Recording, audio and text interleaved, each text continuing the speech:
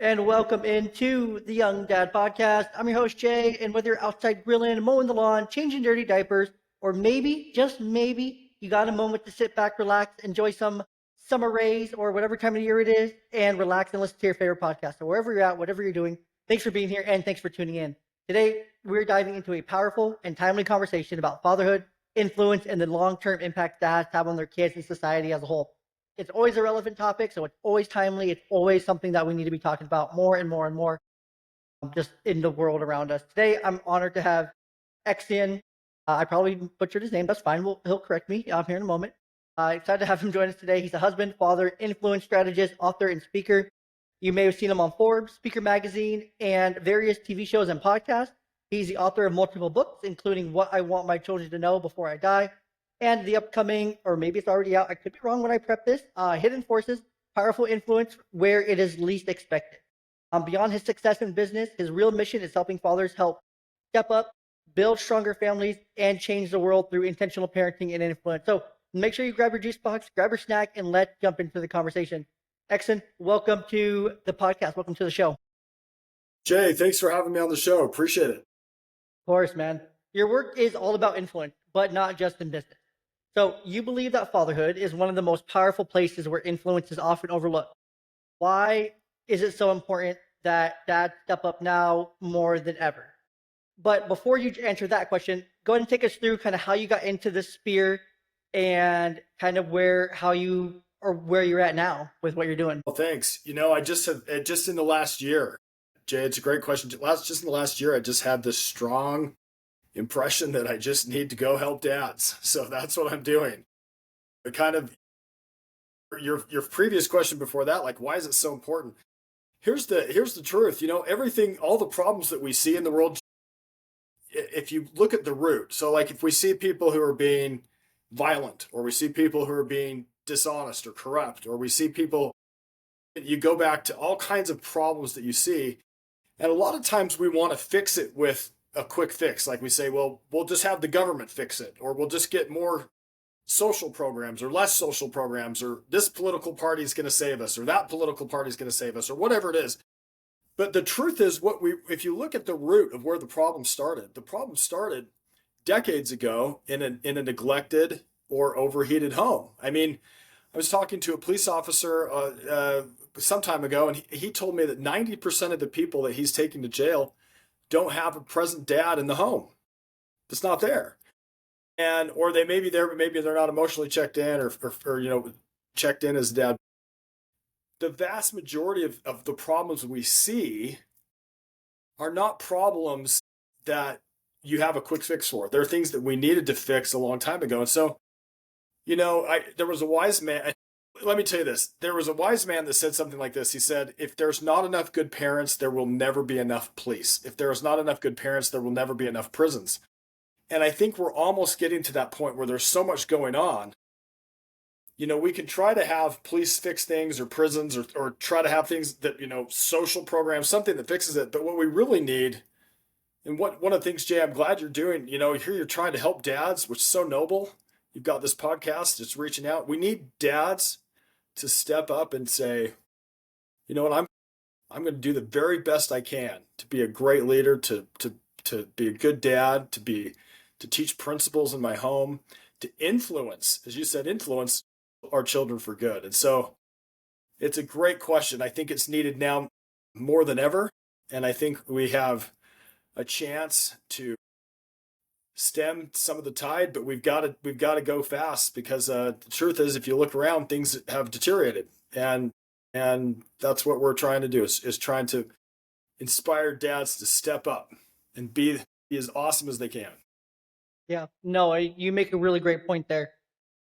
There's been a lot for decades now. There's been a fight on the nuclear family, taking dads out of the home, taking children away from their fathers, having the influence of men be less, masculinizing men, however you want to say that, right?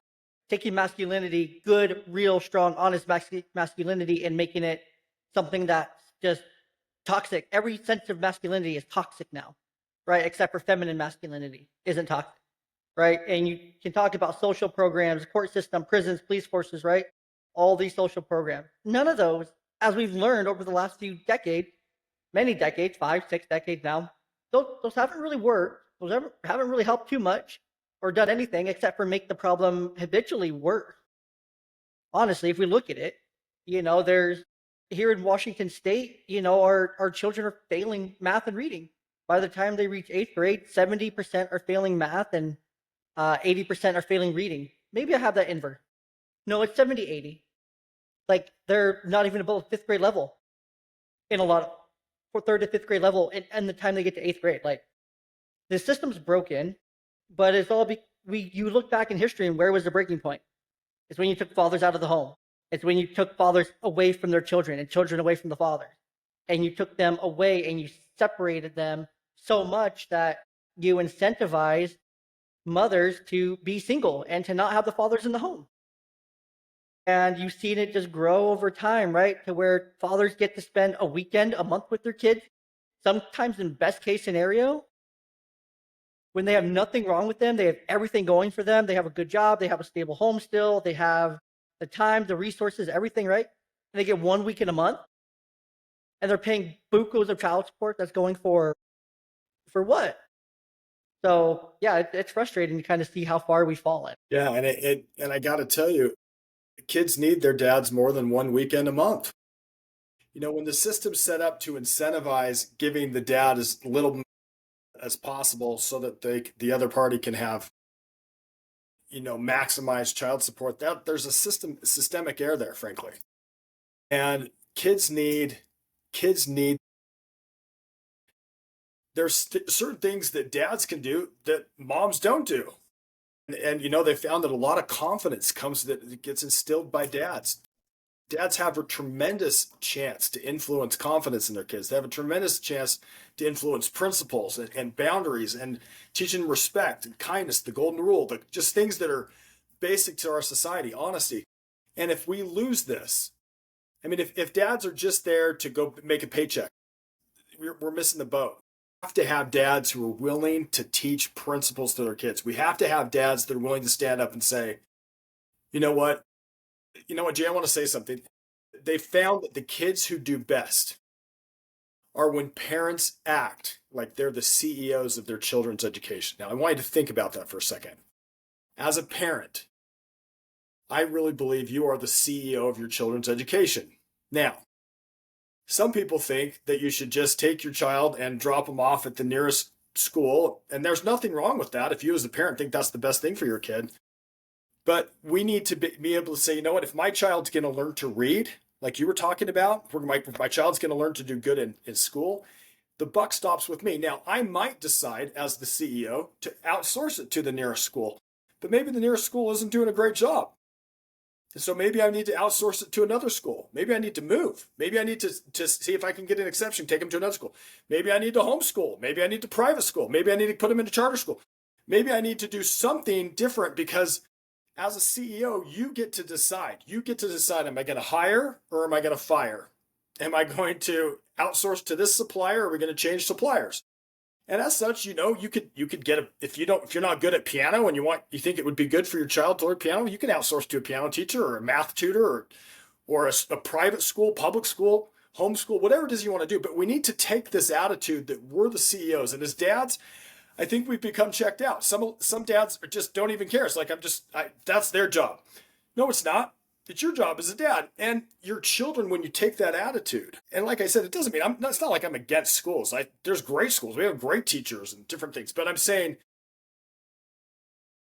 the teacher, if we can have the attitude that the school may be someone I outsource to, but in the end, the buck stops with me. If my kid can't read, I'm going to find a way to teach him to read.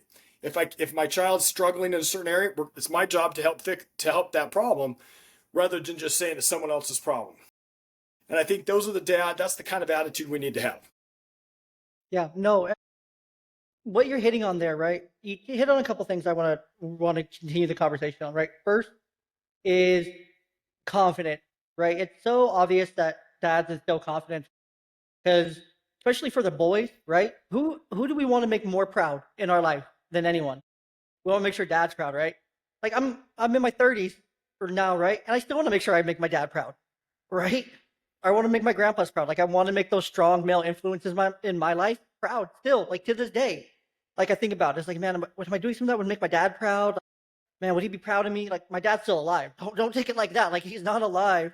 But like I think about like, man, would this be making my dad proud? Like I don't have any relationship with my biological mother, but I don't really think about that stuff. With my grandma who raised me. I don't really think about that. Am I making her proud? She's gonna be proud. She's gonna love me regardless. I'm the greatest thing since sliced bread, regardless of what I do. But it's like my dad's like, I want to make sure I'm making him proud in some way, shape, or form. I want to make sure I'm always doing something that makes him proud. So I can call him. He can ask me what I've been up to lately, and I have something just amazing to tell him that he'll be proud of me for. They'll just be like, "Whoa, that's so cool," kind of thing, like "good job," kind of thing. Get a little pat on the back, over the phone. We look for those things. Greater person instills confidence than dad, right? And confidence goes into every aspect of life, every single aspect. Being able to overcome peer pressure, academics, feeling confident, like, oh yeah, I can do this, right? Like my dad and I, we've been reading together. I'm feeling good. I'm feeling confident. Or he helps me with my homework. I feel good and confident on these answers, right? Like that confidence comes from dad. Like it doesn't come the same way from mom. It can, but to a much lesser degree, right? Because mom's gonna be like, "You're great, honey. You're doing a good job." All the things. Dad will tell you how it is. We'll tell you if you suck and if you need to improve. But at the same time, when you do the things good, we're gonna tell you you're killing it, kind of thing, and that's gonna feel really good. The second part that you mentioned there, with being the CEO of your child's life, parents are the primary stakeholder in their children's life. There's no ifs, ands, or buts about it. None. I mean, I use Washington State as an example a lot because I live here. So I can speak very, very well to it. Here in my beautiful state, that up to interpretation for how it's ran. I'll leave it at that. But there was a recent 6 hour debate in Olympia. So this is in March. There's a recent 6 hour debate over a House bill, basically taking the passed because it was a Democrat bill and it passed and all this fun stuff, but basically taking away parental right to notification, to if any abuse or anything happened in the school, to what the curriculum is and things like that. Just taking all those things away. A 6 hour debate. And, ultimately the Republicans lost. Every amendment they try to push through for more transparency, more parental access kind of things. But at the end of the day, parents you are the primary stakeholder in your children's life. The buck stops with you. Like you mentioned, if your child struggling in math, reading, writing, socially, in their confidence, whatever, right? It all stops with you as a parent because you are, like you said, the CEO. You are the primary stakeholder. You have to make those decisions, whether you want to or not. It's up to you. You can't let your children fail. You have to put them in an environment where they can succeed. No, I love that. Hey, Jay, you are absolutely right. And these are intense issues. Let's start with where you said first on confidence. Then I want to circle back to the CEOs, like you said that. So briefly, and I love how you brought that up. There is something unique about how a dad can instill confidence in their kids. It's very unique. Now let me tell you one of the things that we as dads can be thinking about when we're trying to influence our kids for good. So when something happens, the way we react is completely can be helpful or unhelpful. Let me give you an example. If you're walking along and your kid skins their knee, so that walking along, they fall down, they trip, they got a little bit of a skinned knee. If you as a dad get all intense, be like, "Oh my gosh, I can't believe you skinned your knee," and coochie coochie coo, and oh my goodness, we've got to get some, and assuming it's just a little skinned knee, the unspoken message to the child might be, "Oh my goodness, I'm fragile," which is not confidence building. Like I'm breakable. Do you hear what I'm saying? So overreacting to something like a skin knee could make them feel, it could set this tone that like, "Oh, my dad thinks I'm fragile." On the other hand, if you just react confidently, so like they skin their knee, you say, "Oh, looks like you skinned your knee. And I've skinned my knee, and gosh, it's going to hurt for a little bit, but it's going to start feeling a little bit better as time goes on here, and you're going to be fine." What happens is when they skin their knee later and you're not there, they hear your confident voice. They know it's going to be okay. On the other hand, if you freaked out, they have this idea that, "Oh my gosh, my dad freaked out. Maybe I should freak out." And they'll almost react kind of like you do. Let me give you one other example. I live in the Rocky Mountain area, and my 5-year-old daughter came to me years ago. She's older now, but she came to me years ago when she was 5 years old, and she said, "Hey, Dad, I want to hike this mountain." She knows I like to hike mountains, and this mountain happens to be 11,700 feet tall. Okay, so it's a big mountain. It's a Yes. 15-mile hike. She's 5 years old. She comes to me and she goes, "Hey, Dad, I want to hike this mountain." Now, I could have said to her, "You're way too young. Sorry, can't do it." Luckily, I didn't. I just said, "Are you sure you want to hike this?" And she said, "Sure." I said, "She goes, I really do, Dad. I really." She didn't say sure. She said, "I really do." And I said, "Well, sure. I think I'll give you a shot, but let's talk about it for a second. Let's go through this. Like, it's 15 miles. We're going to have to start in the very early morning. We're going to have to hike all day long until it's night. Your feet might hurt. You might mean this is going to be a long hike." And I said, "Are you sure you want to do it?" She goes, "Yeah, I'm sure." I said, "What are you going to do when your feet hurt?" She goes, "Well, I'm going to take a little rest and then I'm going to keep walking." I said, "You think you can do that?" She said, "Yeah." Well, here's the thing, Jay. I decided to let her try. We got up on the mountain, and I got to tell you, Jay, she made it to the top of this 11,700 feet. She was 5 years old. A lot of dads, and myself included, could have thought, "Gosh, I can't do this. Like, I'm not going to take her." But I got to tell you what happens. As she was walking up the trail, there was these people high-fiving her. They're going, "Good job, you're a trooper." We get to the top, there's a group of people that stand up and give her the standing ovation. And I got to tell you, she became, like, I could just tell you when that happened, when we got back down, her confidence was, you could tell she's like, "I can do this." She was kind of like, "I hiked this mountain." She would tell, some of her friends, some other people in her neighborhood. She had hiked it. It gave her confidence. So I could have shot down this idea and not let her try it and just made a judgment for it. Say, "Hey, you can't do it." But when sometimes our kids can surprise us, and when we give them the chance, and we show faith in, like, "I think you can do this, but it's going to be a long hike." When we set their expectations, that's confidence building. It's confidence building when later she has to do other things to her. She's like, she knows because her dad showed her dad was with her, that she can do hard things. Can we do that with our kids? That's an important thing. Now, to the CEO point, you talked about CEOs. I'm just going to be frank, and I'm just going to say it the way I see it. Our rights do not come from the government, Jay. They come from our No. Creator. Yeah. And we as people form governments. So when people can realize that, a lot of people think the government gives you rights, and I don't believe that. I believe they come from. I'm a man of faith, and I believe they come from our Creator. And we as parents, as people, grant the government rights. We form governments. We give, like, schools exist at the pleasure of parents. Parents do not exist at the pleasure of schools. Do you hear what I'm saying? In my view, if a school is not performing to what the parents want it to do, the parents have every right to take their kid and put them in another school. Put them in a different public school or different private school or homeschool them or put them in a co-op. And I know there's some who would disagree with me on that. But it's not to say that we as parents know everything for our kids, but we do know our children better than a government bureaucrat, in my view. And so if I'm not good at math, I may know I'm not good at math. And I can say, "Okay, I'm going to outsource to a school to teach my child math." Or I might get a homeschool co-op and outsource to somebody who knows homeschooler. I might go to another public school, or maybe I learn math. Now, I happen to be decent at math, but that's just an example, right? There's some things I'm not decent at. I don't know how to teach my kids foreign languages. A lot of foreign languages I can't. I'm sure I can't speak a lot of foreign languages, so I could have that outsourced if that's something that I feel important. If I could outsource to a karate teacher, I could outsource to a violin teacher, I could outsource to a swim instructor. I mean, but the truth is, my job as a dad is to build my kids confident enough so that when I leave this world, when I pass away, they are confident enough to do life without me, so they don't need me. Right? I mean, that's what I want. I want my kids to get to a point where they miss me and love me, but they don't need me because I've built that confidence in them. And the way I do that is by stepping up and saying, "You know what? You can do this." And they can hear that voice in my head. "You've got this. This is not a big deal. You can hike this mountain. You can learn this problem. We can learn it together." And that confidence in your voice, that confidence in your very being, becomes the voice in their head when you're not there. And so we need to realize that what we're saying to our children is, even if it's even if it's just our body language or something else, is that "You've got this."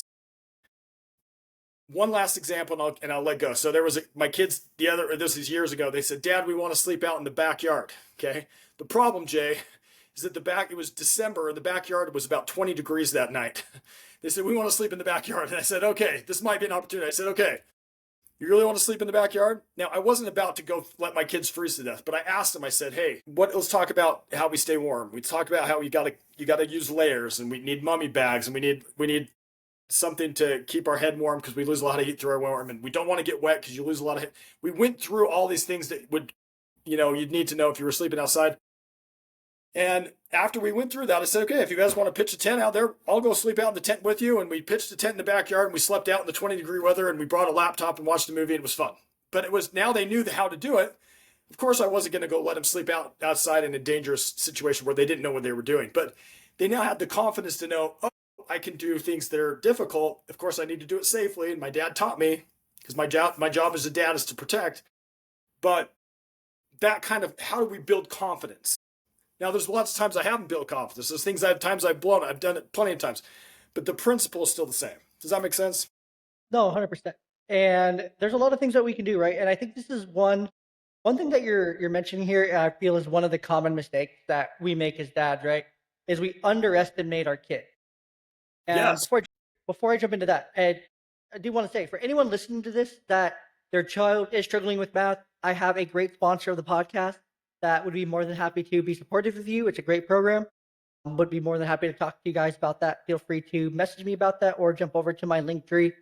Shameless plug right there. But anyways, a common mistake that dads make while we're trying to connect with our kids is we underestimate them, right? We underestimate their ability. And I saw this my very first year coaching T-ball when my oldest daughter was in T-ball a few years ago. The parents were just like, oh, or even like not even the parents, it was like the other coaches were just like, oh, it's just like herding cats. You just try to keep them busy and running and stuff. If you teach them some baseball, great. If not, then, it's fine as long as they have fun or something, right? It's like, no, I can teach my daughter baseball. I can teach these kids baseball. I learned baseball when I was this age. So why can't they learn it? They're more than capable of learning how to field a ground ball and knowing the bases and knowing how to make these plays and whatnot, right? And learning how to actually swing a bat and how to actually throw a ball. Like, they're more than capable. Why would we hold them back from that and just look at them like a herd of cats that we just need to keep in line? No, we need to teach them that they all can't run and collapse on the ball, that they have positions, that there's all these rules and stuff, right? That make the game of baseball. And it's amazing. These kids go from never picking up a baseball in their life, by the end of the season, they're totally different kids. They can swing a bat, they can throw a ball, they know where first is. They can watch a baseball game and more or less kind of pick up on what's going on. Like, that's the pitcher. Oh, that's, a ground ball. Or that's a really good hit, I think. Kind of course, they're learning and stuff, but like they pick up on it, right? They start to understand the nuances. And baseball's a very nuanced game. For all the baseball lovers out there, one of the best, it's the best game on earth, and there's no changing my mind on that. But we make common mistakes all the time, but the biggest one I think is just underestimating our kids and their ability. Our kids are way more capable than we think they are. Yes. At every single age, and if we can just give them a chance, they will absolutely surprise us. You're absolutely right. And Jay, I love how you said that, and it's such a good point. If your expectation is that your baseball team players are just going to act like a herd of cats, the truth is you're going to subconsciously or consciously do things that make them act like a herd of cats. Like, let me give you an example. They did a study where there were some high achieving kids and there were some kids who had done low achieving in school. What happened is that they and I hope I'm getting the details of this right, but they got the classes mixed up. So the teacher thought that they were teaching low achieving kids when they were actually teaching high achieving kids. And the other teacher thought they were teaching high achieving kids when they were actually teaching the other low achieving kids. Well, guess what happened? Mix that up. The kids, no matter which group they came from, started to move towards whatever the teacher expected. So when the teacher came in and thought, oh, I'm teaching low achieving kids, the high achievers became more low achieving. And the low achievers became more high achieving just because the teacher expected it. They held that vision in their mind. So as a dad, if we can begin with the end in mind, if we can say, you know what, I want my children to be confident. I want my children to be awesome. I want them to be caring, kind, loving, treating people right. And we keep this vision of and hold them that in that space of this is what I'm trying to create by being a good dad. Our children will move towards that. Now, here's the thing. Here's the next piece that's really important. They found that the best way, if you want to influence your children for good, one of the best things you can do is catch them doing something right. And what happens a lot of times is dads say, hey, I can't believe you didn't make your bed, and I can't believe you're getting a C minus, and I can't believe you're staying up till 3 a.m. And what they're doing, what you've got to realize from a psychological standpoint is behaviors are like seeds. And if you can imagine, I have a pitcher of water in my hand here, and I water the behaviors I want to see grow with attention. And they've found that this positive reinforcement is so effective in shaping when you're trying to influence your kids. In other words, instead of going in and telling them all the stuff they're doing wrong, you're doing this and you're not doing this and doing this, the research shows that's not as effective. If you want to be an effective dad, try to catch them doing something right. And let me dive in just for a second. There's a guy who wrote a book called The Power of Positive Parenting by Glenn Latham. I believe he's passed away, but he wrote this great book. And in this book, he tells a story that goes something like this. I hope I'm getting the details right. There was a kid getting sent to the principal's office all the time. It became such a big deal that they called in the school counselor to say, what are we going to do to help this kid? And the counselor was observing, and if I remember the story correctly, what happens is they noticed that the kid was doing a number of things right, but getting zero attention for it. But as soon as the kid did something wrong, the teacher would go, oh, there you go again, and write his name on the board. And then he'd do something else, and they'd put the check mark next to it, and he'd do something else to get the check mark. Soon he had enough check marks to get marched down. So he was getting a lot of attention from the teacher and the students for being the bad kid. Then, once they got him down to this principal's office, they found he was being doubly reinforced because they sat him down next to the window. And when the bell would ring, the kids would come out and be like, hi, and he'd be like, hi, through the window. So he was getting kind of this attention to being the cool bad kid. So like getting attention from his friends and from the teacher. And the person said, you know what? This is kind of predictable behavior. You're giving the kid attention when he does something wrong, but he's getting zero attention for doing something right. That's how behavior works a lot of times. So your kids are pleading. They may not be able to say it, but they want you to recognize the good things they do. How can you catch them doing something right? Well, you've got to be keyed in. They're probably doing a lot of stuff right. Even if in your mind, you're like, well, I always see that they did this and this and this, and we can go further down that thing, but it's, I got to add this last story because it's so important. My daughter gets up. I just learned about this principle. She comes in, she knocks on my door. She's 6 or 7 years old.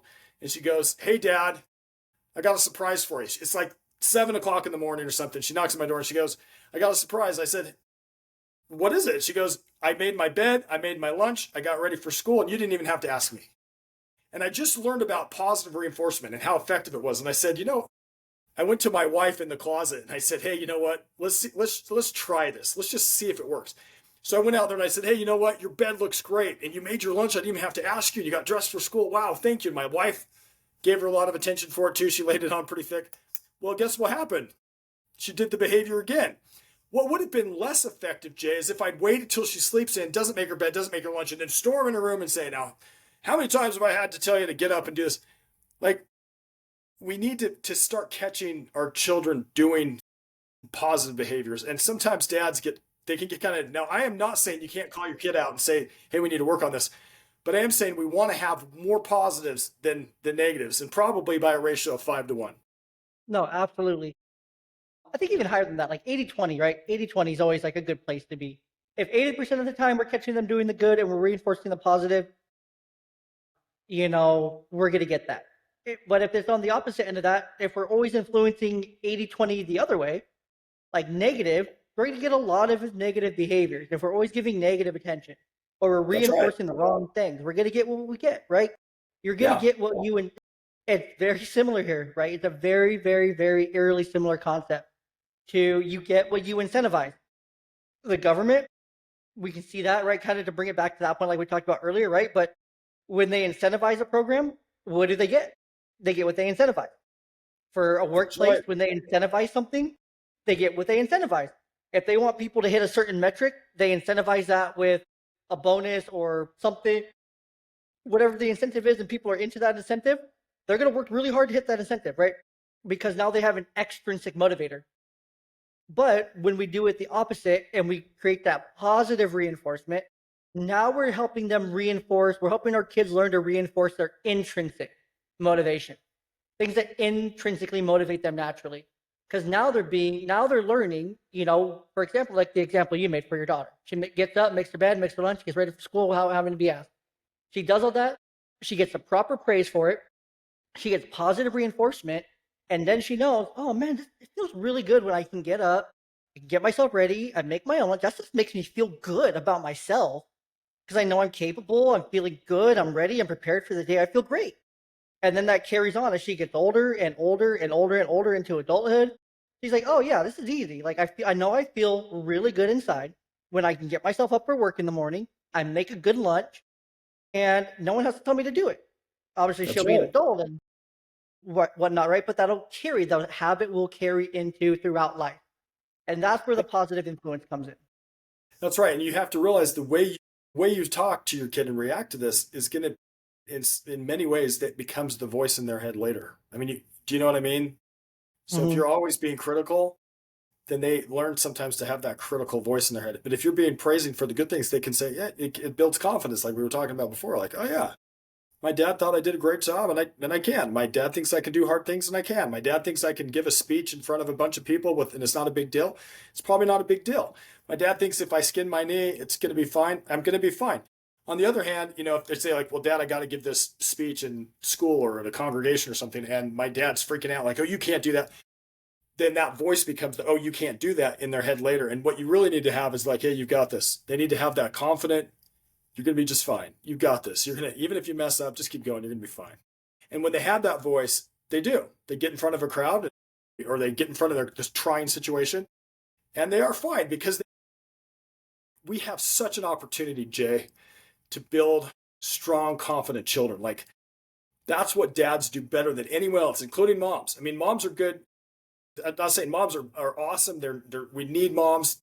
They're great natural nurturers, but the confidence in many ways, frankly, is our responsibilities as dads, and we can do it. 100%. And that's overall, that's just dad influence, right? That's dad fluence, right?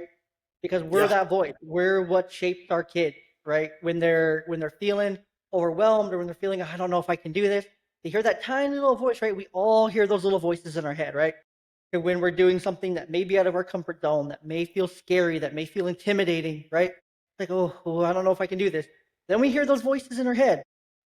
It's like, oh, you got this. You're gonna be okay. It's gonna be you all got right. it. You got this. You can do it, Yep. and it feels good. But there's a difference here, right? There's also something that you mentioned briefly that we didn't touch on that I do want to make sure we touch on too. There's a difference in making sure we hold our kids accountable, right? Like our kids Absolutely. are gonna mess up. Not everything they do is gonna have positive reinforcement, That's right. but those accountability conversations look a lot different than the negative attention and accountability are two different things. Because you can Absolutely. yell and scream and lose your shit on your kid for, doing something wrong that they need to be held accountable for, or you can go about it a different way. You can definitely flip that script and be like, okay, look, what you did was wrong. This is why it was wrong. This is what you can do to fix it. This is how you can make it the situation be better, right? When you do that, you keep trusting connection. You That's keep the right. trust and connection you have with your kid because then you're like, okay, I can tell dad's really mad about this, or dad's really upset that I messed up so bad. But he's making sure that I understand how serious it is, why it's wrong, and the magnitude and what I can do to fix it. That I know I can go to dad for. Like, yes, he may be mad, he may be furious, he may be pissed off, but I know I can go to him when I messed up, teach me, he'll help me learn why what I did was wrong. And I know I can trust him still. And I know I saw that connection versus when, like you mentioned a couple times, right? When your daughter, she's not doing all those things. You get after them, and you're like, oh my God, you're not doing all this, blah, blah, blah, blah, blah, blah, blah, blah, blah, blah, blah, right? We've all been there. We've all been there. No one can say they haven't. We all did. And if you're thinking this, like you're listening to this podcast, you're like, oh, that's never me. You're a liar. You're a liar. Because I know it is. No, it is. Everybody. But that's when we lose that like trust and connection with them, right? Where it's like, oh man, well, every little thing I do, dad just gets on me. He's always up my blood about something kind of thing. And then they lose that trust and connection as they get older, right? You got to have that perspective. Okay, if we build it now while they're young, and then later when they need it, they'll feel more comfortable, right? Or they'll be like, oh, if I don't want that thing to happen, I should probably just do that thing I need to do, get it done over with. Dad won't get on me. If I know if I do a good job, he'll probably say some good things about me, so that'll feel good. But I feels good when I do it myself. So it's always, building for later in life too. I hear you. I love that, Jay. I do. And one of the things that you taught that you said was brilliant. You said telling them why. So let me give you an example. Let's say you're at the grocery store and your kid steals a candy bar, okay? And you say to him, "Hey, look, we got to go take this candy bar back and give it back and pay for it. And there's some consequences. And we can be firm but kind. You don't have to be yelling and screaming, but you could tell them and say, you know what? The reason I want you to bring this back is because there are real consequences in the real world. I mean, when you grow up, if you decide to steal, you could go to jail. You could have really bad things where it would be hard for you to get a job. It'd be hard for you to have good consequences. It'd be hard. You might even go to jail. And as your dad, I love you enough to not want those consequences for you. So I'm going to teach you, even though it's hard, and I'm going to give you some consequences, and you're going to need to go take this back. We're going to need to pay for it. And you might even have to do a few jobs to work it off. It's okay for them to fail when they're young. Like if they're 5 years old and they steal, and you can teach them a consequence when they're 5, instead of having to learn that when they're 25 and they're getting taken in front of a judge and going put in jail. Do you see what I'm saying? Like let them, but you can tell them why. Like this is why. Like okay, so son, let me tell you why I have to do some responsibilities around the house. Okay, I want you to contribute. We're gonna have you maybe load the dishwasher, mow the lawn, or whatever it is that you have as a regular job. And it's not because you're like, I just need you some slave labor around here. It's because really, like, the truth is you'll do better in life if you learn to work when you're young. And that's why I want you to. It's not because I just need you to load the dishwasher. I can do it myself. I can mow the lawn. But when you have those conversations about why you're asking them to do something, or why you're maybe reprimanding or saying, no, you can't treat your sister like that. You can't hit your sister. And we can talk about why it's not a good idea. You can't, you're not gonna yell at your mom like that. And these are the reasons why. Like, what are the reasons why? And discuss that we're not here to make your life hard and get after you. We're actually, the reason I'm correcting you is because I love you, because I care about you, because I want you to have a good life, and I want you to have good consequences. And if I allow you to get away with this stuff, you could have really bad consequences later on. And I love you enough to teach you while you're young. And you can say it with love like that, right? Absolutely.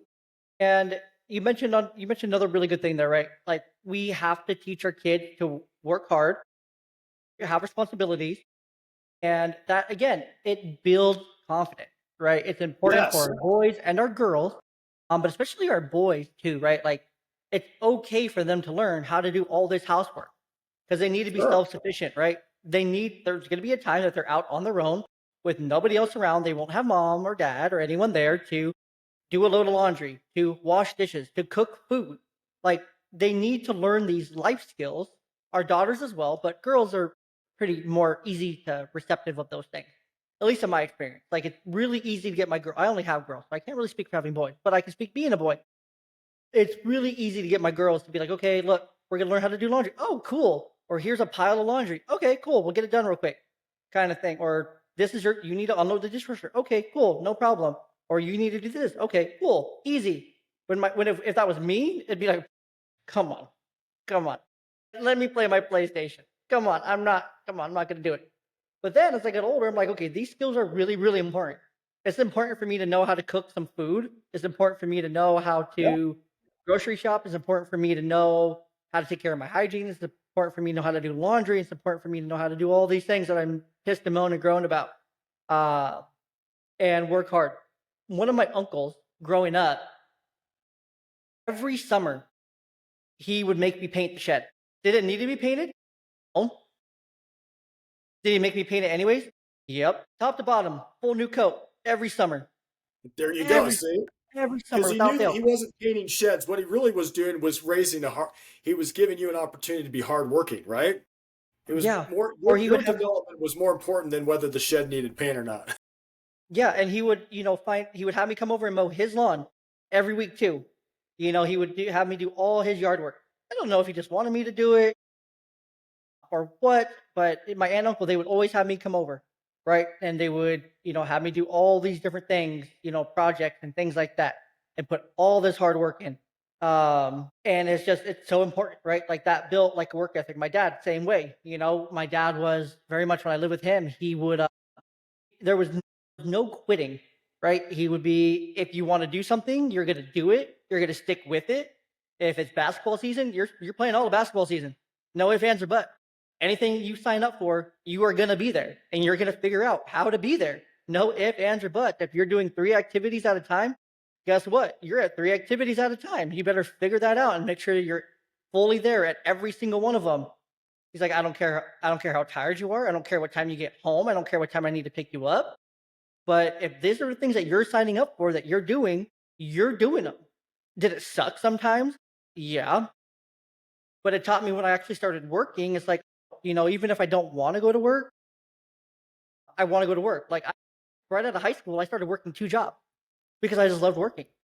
I just really enjoyed work. I would take the bus, I would walk to one job, take the bus to the other job, and that was every day, right after I graduated high school. It was just that constant cycle of working and working and working, working. I enjoyed it. I really do. I enjoy working even to this day. Like I love when things are challenging. I have to persevere and work through a problem, all because that's taught by my dad. And one thing that I really try to teach my kids is, you start something, you finish it. There's no quitting. There's no being lazy. You know, look, there's a stock on the ground. Let's pick it up. It's like, oh, but we already did all this other stuff. I'm like, okay, but your task was to make sure you put away all your laundry. Is all your laundry put away? Oh, okay. It's literally one sock. Let's just get it done. Come on, you can do it. And then it's done. It's like, yeah, look, all our laundry's put away. And it's like, I make a bigger deal of it. It's like, whoa, look how clean our room feels. Look how full our drawers are. Look how nice our full our closet is. Look how many options we have for school tomorrow. Like, this is great. This is great. And, it's really great to build those skills with our kids. So important, Jay. I love how you said that. Super awesome. As you were saying that, I had just a couple thoughts. You said one of the things I think that's important that we could do is to let our kids do it most of the time. There's so many parents now that for whatever reason, they want to do everything for their kids. So like you need, I'm going to buy you a car, or I'm going to make your food for you. I'm going to do all the laundry for you. I'm going to vacuum the house. Everything is the parent's responsibility. The kid doesn't have any responsibility. Well, what if instead of, if my child comes up to me and says, "Hey dad, will you make me a peanut butter sandwich?" Now, the truth is I can make a peanut butter sandwich in probably, 30 seconds. Super fast. I've done it hundreds of times. I know exactly how to do it. My child doesn't know how to do it. So I have a choice in that moment. These little tiny decisions. I can say, "Sure, here's a peanut butter sandwich." Or I could take a different route and say, in fact, I remember doing this with my child. I said, "How would you make one?" And she said, "Well, I got to go to the pantry and get some bread, and I got to find. Do you know where the bread is? Yeah. Do you know where the peanut butter is? Do you know where the jelly is? Yeah, yeah, yeah. Do you think can find a little knife and safe little table knife and make it?" And she's like, "Yeah." And it took her probably 20 times longer for her to make a sandwich than I could have made her one. But when she was done, she was super confident. She's like, "Look, I made a sandwich." And you see this beaming smile on her face. That was the confidence piece of I did it. And even though there was some peanut butter and jelly and it was a little bit of a mess, who cares? We're okay with making a mess if our kids are getting more confident, right? So letting them do that. I like what you said too about, having your kids follow through with commitments, even if they don't feel like it. I mean, the truth is, Jay, to be successful in the world, sometimes you got to go against your feelings. If you always just follow your feelings, like I don't feel like going to work today, and I feel like saying that mean thing to that person because they were rude, and I feel like doing this. The truth is, people who only follow their feelings, I'll be blunt, a lot of them end up in jail. I mean, that's just how it is. We've got to be able to say, I'm going to do the right thing, even though I don't feel like it. And I will tell one quick story on this. There was a guy named Stephen Covey. He wrote the book, The 7 Habits of Highly Effective People. And he tells this story that goes something like this. He said somebody came up to him after a conference and said words that surprised him. The guy said, "I don't love her. I've fallen out of love. She doesn't love me. I don't love her. We're probably heading for a divorce. We've got 3 kids. We're probably heading for a divorce." And Stephen Covey looked at the guy and said, "Well, if you're not feeling it, that would be a good reason to love her." The guy goes, "I just told you I don't love her. Like, how do you love someone you don't love?" And Stephen and again, I may be getting the exact wording on this wrong, but he said something to the effect like this. He said, My friend, you're acting like love is a feeling. Love's not a feeling. Love is a verb. It's something you do. But here's the kicker, Jay. He said, then if you do the verb, the feeling will follow. And this is an important thing to teach our kids. We can lead our feelings with our actions. In other words, this is a principle that works everywhere. I mean, if I'm not feeling love for my spouse or my child, it doesn't mean I need to run off to the divorce court. It doesn't mean I need to run off and go leave my family. What it means is I need to do something loving for them and I'll start to feel it. It works in training for weights. I had a buddy. He's like, I did this workout. It was the Spartacus workout. I think it's like this. It's like this workout that you do all kinds of muscle confusion. He said, I did this workout. I hated it, but I had committed to do it. And so I kept doing it. And he goes, I did it the next day, still hated it. Did it the next day, hated it. Did it the next day, hated it. Did it the next day, hated it. I hated it. It was awful. I was sore. I could barely walk. But he goes, I kept doing it. And he goes, it was really interesting though. I kept doing this workout and something happened around week 2.5 or 3. He goes, something changed. I go, do you remember the exact day? He goes, I don't. But it was around week 2.5 or 3. Around week 2.5 or 3, he got to the end of this workout.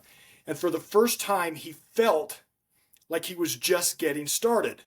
So he goes, that day I did the workout twice. Happened in the next day. I got to the end of the workout. I'm like, man, this feels good. I did it twice. Now I want you to see what happened here, Jay. He led his feelings. He hated working out, but he committed to do it anyway. And when after 2.5 or 3 weeks, he all of a sudden felt like working out. The same thing can happen in our marriages, in our relationships. I don't feel like doing the right thing. I don't feel like being honest because it'd be easier to tell a lie. Or I don't feel like following the golden rule because I really want to be mean. But when I do the right thing, the feeling follows. Now, the other way to live life is just to wait till the feeling shows up. Can you imagine someone saying, I'm not going to work out until the feeling just kind of comes in out the window and it just kind of wafts by. I'm going to sit here on the couch and do nothing, eat potato chips, and I'll work out when I feel like it. Well, the truth is you're very, very infrequently, if ever, going to feel like it. You've got to work out before you feel like it. You've got to show love to your spouse before you feel like it. And this right here, this principle that we're going to do what's right, even if we don't feel like it, is something that we as fathers, Jay, are uniquely equipped to teach. And if we can show our children that when we commit to something, we're going to follow through, even if we don't feel like it. If we're going to tell the truth, we're going to keep our word. Now, all of us have had failures. I've had plenty of failures on this. I've had plenty of failures where I wish I would have handled it differently. But that example and that teaching of that principle is super important. So I'm glad you brought it up. Yeah. No, and I love that because it's so important, right? Like our choices are everything. Like our choices are 100% everything. Every single thing you do, this is a psychological theory. I work in mental health, so it's one of my favorite like psychological theories, but it's choice theory, right? Every single thing we do, we have a choice. What we say, what we do, Yes, how we act, how we feel, everything. We are in control of all those things, you're a right? smart So you man. have That's one absolutely true. Yeah. And it's just like you have choices in all the things you do, whether you realize it or not. Everything you do is a choice. And we can teach our kids that, right? You can make a good choice, or you can make a worse choice. You can make a bad choice, or you can make a better choice. Everything's a choice. There's always a choice, right? If you feel like you can't control it, you're in control still, right? But we also have to have grace. But we also can't coddle our kids. We can't overprotect them. But we can also include them along the way, right? At every single age, there's always something age appropriate for them to do with nearly every task. If it's doing the dishes, they're little. Obviously, they can't reach the sink. Obviously, they can't wash a dish. But can you hand them some spoon, put it into the dishwasher? Absolutely. Spoons aren't going to break. Your silverware is not going to break. They can load those, right? Or they can unload silverware, right? If they can reach it, maybe a stool or something. You place it there, they do it. It'll be wrong, probably. That's fine. Let them do it. Let them learn. Can you include them in making their food? Absolutely, you can. There's always somewhere age appropriate along the way. Like my older one is going to start helping. They already help put away their clothes. Like I'll wash them, I'll put them in the dryer when they're done. I make sure the room's clean first. Okay, room has to be clean first. But then I just take all their clothes from the dryer and I plop them on the floor. And I say, "Time to put away your laundry, girls. Let's knock this out." And then I just leave. I let them do it. Last time I did this, I really almost regretted it because my oldest daughter took all the clothes out of both her and her little sisters. her dresser and her little sister's like bin. She's 4, so she has like those little like pull-out bins of like the 9 cube organs, like those cube bins, and she just dumps her clothes into those because it's way easier for a 4-year-old to get dressed like that than with drawers and everything and struggle. And just dump them in. You don't have to worry. I don't care if she folds them. She puts them away, right? But they almost made me regret it. But I am doing it over and over again. I'm not gonna let their exuberance deter me, right? But when they were done, heck, they had all their clothes organized. Everything was great. The room was still clean, and it was great. It was great. Um, we gotta include our kids along the way, right? We can't do it for them because what's the point of doing it for them? If someone does your job for you and you get paid for it, are you still gonna feel like it's good about that job, or are you gonna want to do something that feels better to you, right? You want to again find your intrinsic motivators, things that inside that motivate you to do a good job. You find those things that motivate you continuously over and over and over again. Just so important, so important. It's wisdom. Awesome, Jay. You're well said. Full of the wisdom, full of it. So this, I don't know why I thought about this, but women tend to quit more often than men. Men, however, are more likely to quit for career advancement or better opportunities. I don't know You why say that quit? came to I'm mind. not sure I heard what you said. Say that one more time. For some reason, something you had just mentioned, and we'll jump into the dad zone right after this, but this will be my last thought here. Sure So, thing. anyways, any other thoughts related to the conversation that you want to give, or are you ready to jump into the dad zone? Well, I guess I am ready to jump into the dad zone. I guess what I really want to tell any of your listeners here is that our jobs as dads is irreplaceable. It doesn't matter what the media says. It doesn't matter what the climate is of the culture or the we were given our children for a reason, and it's our job to stand up and protect and provide and teach and lead our children in good ways so that they can have a good life. And we are 100% needed. And so, you know, Jay, I'll just tell you, I mean, this movement that you're involved in, this movement, we are on a crusade to help fathers be awesome, to be wonderful. And it's something that's not just going to affect our children, it's going to affect our children's children's children. The choices you and I make today in our own families, Jay, are going to go down for generations. And I want to just touch one more thing, and I'll get into the dad zone super fast. Like, I ask people sometimes, I'm like, do you know what your great great grandfather did for a living? And a lot of them say, no idea. Now remember, I you do. have now some of them know one or two. Some of them know, like, I know one, but remember, I think you have 8 great great grandfathers, like 8 of them. Do you know what Shoot. all 8 of them did? Most people can't tell you. But here's the deal. The way they were as a parent, they can't tell you. I mean, nobody cares if they were the richest guy in town. Nobody cares if they had a cool horse or a cool plow or whatever they were doing. But the kind of parent they were is affecting you today. And I'll give you one quick example. So I live in the United States of America. Maybe some of your, I don't know who's listening to this. Some people may or may not live in the United States of America. But the reason I'm here is because multiple of my ancestors made a family decision to come to America. Well, they've been gone for many, many years, hundreds of years in some situations. But that decision is affecting me today, Jay. It affects the language I'm speaking right now. It affects my economic opportunities. It affects my educational opportunities. It affects my religion. It affects everything because these people did things hundreds of years ago. And that's an obvious example because it's geographic, but just as real were they checked in? Were they angry? Were they drunk? I mean, all those things can be passed down for many, many generations. And we've got to realize that the choices that we're making right now in our homes today can go down hundreds of years. I mean, we think we're going to have it, and no one's going to care what we did. I got to tell you this: our great great grandchildren are going to care about as much of what we did for a living as we care about what our great great grandfathers did. Probably not much, but the kind of parents they were, even if we don't realize it, is profoundly affecting us, and it's going to profoundly affect our great great grandchildren and past. And so it's a big deal what we do in our homes. It's a big deal. Not to stress you out, just to let you know that's real. And here's the next piece. We can do it, right? We've got this. Absolutely. Absolutely. All right, let's jump into the dad zone. So the dad zone I love to do at the end of the conversation just because it's fun, it's lighthearted, and it helps bring the conversation back, full circle and just a little bit of fun for us, right? So it's 4 questions in total. One you kind of already answered, but I'll have you answer it again, but with the question as part of it. So the first one here is, does pineapple go on pizza? I think you should try. I think you should try it if you haven't. Yes, I think it does. All right. A hot take. Hot take. That's probably the hottest take of the podcast so far. But good, good. We'll accept it. I will still probably air this because it was a good conversation. Even though you failed that question. That's okay. Who are 3 people, dead or alive, that you would invite to a dinner party with you? Oh, that is a good question. 3 people, dead or alive? First 3 that came to mind. Jesus Christ, 100%.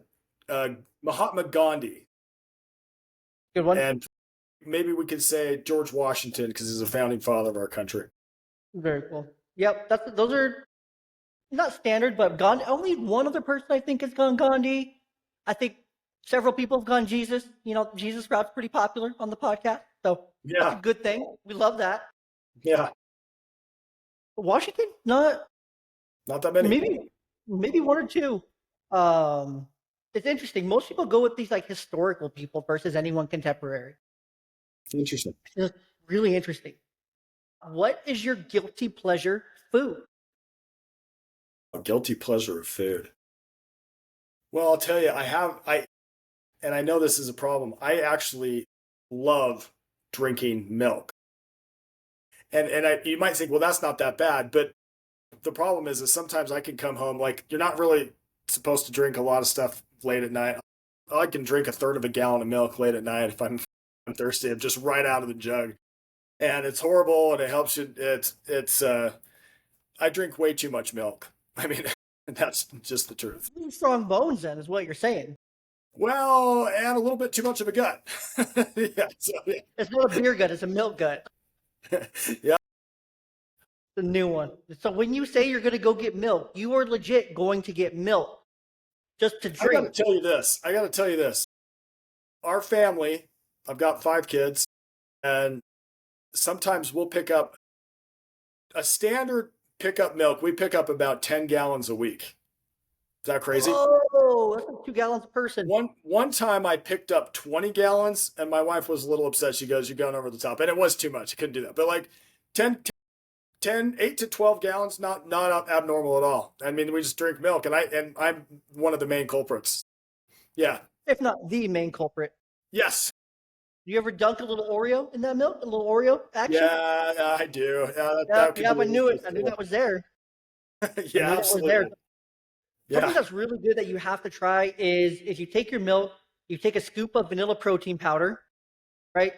Shake that up, make like a protein shake, but then get some like granola clusters and then make like I call it man cereal because it's just the granola clusters and the protein shake. You mix that together and it's just cereal. And it's so good. It's healthy. It can definitely clear your conscience of drinking some extra milk. That sounds really great. Don't tempt me on that one. Dude, I'm telling you, I'm going to go eat some after this, just talking about it because it's so good. And I got some room left in my meal plan today to have another snack. The very last question here, and you kind of already answered it, but we're going to hit it again. What is one piece of advice, just one piece of advice that you would offer to a young dad journey? What is one piece of advice that you would give? I would probably say one of the things we already talked about, catch your kids doing something right, and you're going to be just fine. You know what I mean? I think a lot of these dads, they get nervous, especially maybe a lot of dads, frankly, didn't have a dad show up quite the way they should have maybe. And so they're nervous about it. They're worried that they might do something. And so my thought to you would be, you're going to be okay. And I would say, keep learning and catch your kids do something right. So there's 3 things. You asked for one. Sorry. I love it. Trying to cram it in there. I love it. Well, man, this has been an amazing conversation. Probably one of my favorites I've had in quite a few weeks or maybe a couple months now. This has been a really good one.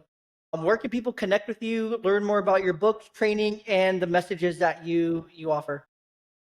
Thanks, Jay. Well, we launched recently a website called dadfluence.org. Now it's a .org, not .com, dadfluence.org.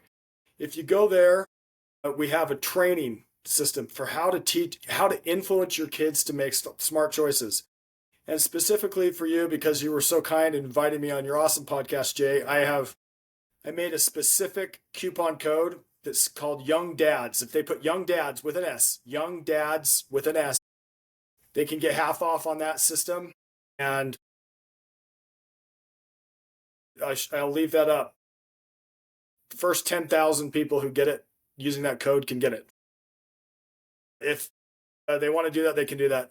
They can also find dadsfluence.org. That's the best place. We'll send them there. Well, and if you're watching on Spotify video or over on YouTube or maybe on Rumble, I think I still post on Rumble. Pretty sure I do. You can see it on the screen here, the exact website that we're talking about here. You can look into it, learn more about all this stuff. Really cool. Definitely, we need more of this. More of this is good. More of this is good. This is good stuff. Remember to go and check out EksAyn's books, What I Want My Children to Know Before I Die, and keep an eye out for his upcoming book. When does that one come out? So will it already be out by the time this come out? Well, it has not come out yet, and it should come out here in the short future. That's a good question. I'm not going to put an exact date on it, but it should come out in the short future. Okay, so hopefully it's out by the time this airs. But if not, then keep an eye out for it. Hidden Forces, Powerful Influence, Where It Is Least Expected. And of course, to find more, Dadfluence, best place to go. And again, thank you guys all again for tuning in. If you enjoyed this conversation, make sure to rate, review, and share this episode with a fellow dad who needs to hear it. There is a ton of golden, beautiful nuggets in this conversation, crispy, right out the fryer, that you can share with someone else. Share your nuggets. Don't be stingy. Until next time, stay present, stay engaged, and keep striving to be the best parent you can.